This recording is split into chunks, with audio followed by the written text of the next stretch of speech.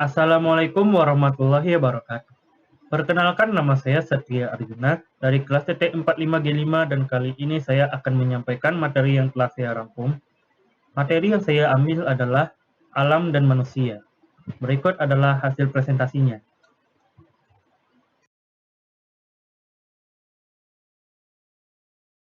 Setelah kita akan memasuki materi yang telah saya bikin, yaitu alam dan manusia. Oke, materi yang pertama kita pelajari yaitu mengenal alam sebagai ciptaan Allah. Alam sebagai ciptaan Allah. Segala sesuatu yang ada di alam raya ini diciptakan oleh Allah Subhanahu wa taala. Karena itu Allah adalah pencipta disebut dengan Al-Khaliq dan segala sesuatu di alam raya ini adalah ciptaan Allah atau disebut juga dengan Al-Makhluk. Ayat yang mendukung teori tersebut adalah yang pertama Quran surat Al-Hud ayat 7, yang kedua Quran surat Al-Anbiya ayat 30, yang ketiga Quran surat Mulk ayat 3, dan yang keempat Quran surat Ar-Rum ayat 22. Yang kedua, mengenal manusia. Arti manusia, yang pertama secara etimologi, menurut KBBI adalah manusia adalah makhluk yang berakhlak budi atau mampu menguasai makhluk lain. Dan yang kedua, secara teoritis, dapat disimpulkan bahwa yang pertama manusia merupakan makhluk yang sejenis dengan hewan, dan yang kedua manusia punya karakter tertentu yang membedakan dengan hewan lainnya. Kemudian proses penciptaan manusia. Yang pertama, Nabi Adam. Penciptaan Adam adalah sebagai manusia dijelaskan dalam Al-Quran bahwa diciptakan dari segala semacam tanah atas kehendak Allah, maka jadilah Adam dalam bentuk dan rupa manusia. Manusia ini merupakan manusia pertama yang hadir tanpa ibu dan bapak. Yang kedua, Siti Hawa diciptakan berasal dari tulang rusuk tidak Adam. Manusia kedua ini hadir tanpa ibu. Dan yang ketiga, manusia umum. Fase inilah yang menjadi gambaran umum manusia, yaitu hadir dengan adanya bapak dan ibu. Kemudian asal-usul manusia yang menurut beberapa ayat, yang pertama Quran surat Al-An'am ayat 2 menyatakan manusia berasal dari tanah. Kemudian surat Al-Hijr ayat 26 manusia berasal dari lumpur. Quran surat Ar-Rahman ayat 14 berasal dari tanah kering.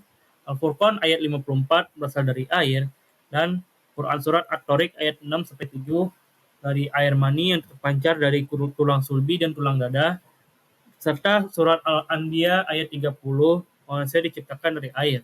Dan selain dari air dan tanah, komponen pembentuk manusia adalah roh atau ciptaan Allah Subhanahu wa taala yang ditiupkan dalam rahim wanita yang mengandung embrio yang terbentuk dari saripati atau zat tanah.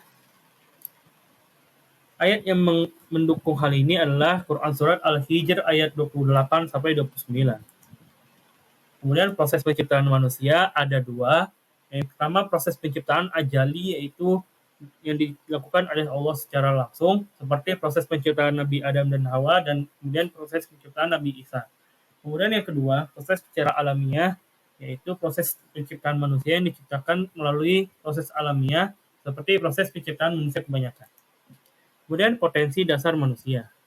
Potensi dasar manusia ada beberapa, yaitu yang pertama jasad dan ruh, yang kedua penglihatan, pendengaran, dan hati, dan yang ketiga fitrah. Kemudian sifat dasar manusia. Sifat dasar manusia terbagi jadi 4. Yang pertama halu'ah, artinya keluh kesah. Yang kedua da'ifa, yang artinya lemah secara fisik dan lemah secara hawa nafsu. Yang ketiga kabat, artinya tuh susah payah atau sibuk. Dan yang keempat zolim atau bodoh. Kemudian tugas, fungsi, dan peranan manusia. Yang pertama, manusia adalah hamba Allah yang wajib beribadah sesuai dengan Quran surat Az-Zariyat ayat 56 dan surat Al-Bayyinah ayat 5. Kemudian manusia menjadi khalifah sesuai dengan Quran surat Al-Baqarah ayat 30 dan Shad ayat 26.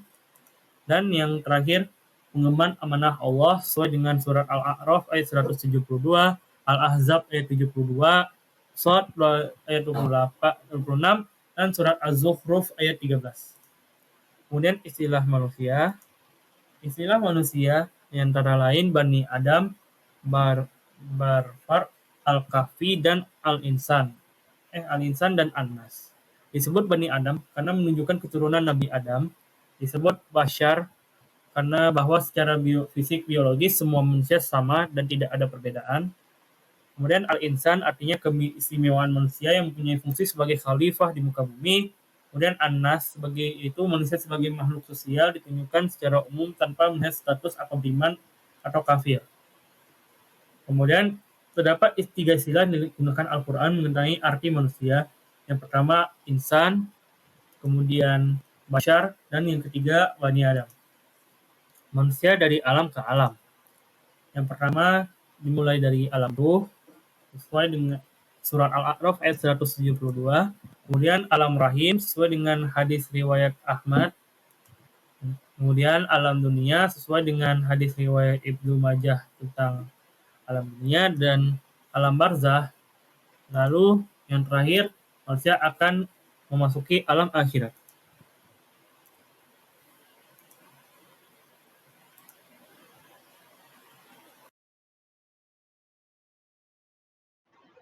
Sekian video saya kali ini.